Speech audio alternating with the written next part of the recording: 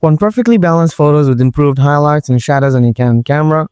Auto exposure bracketing and in-camera HDR can help, but many users don't even realize that they're there.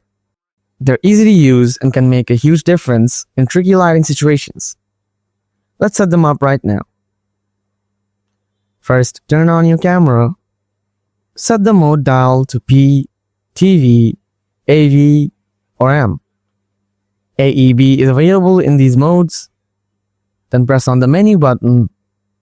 After that, click on the right arrow button to go to the second camera icon tab. Then select expo.com/AEB. Now press set. Here you'll see a horizontal bar with markers. The center marker is your standard exposure. Now use the arrow button to set the exposure.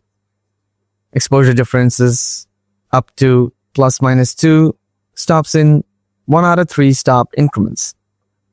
For example, -2 EV, 0 EV, +2 EV. Finally, press the set button to save it. And that's how you use auto exposure bracketing on your Canon camera. I hope you found this video helpful. If you did, be sure to like the video and subscribe to the channel. Thanks for watching, and I'll see you in the next one. Goodbye.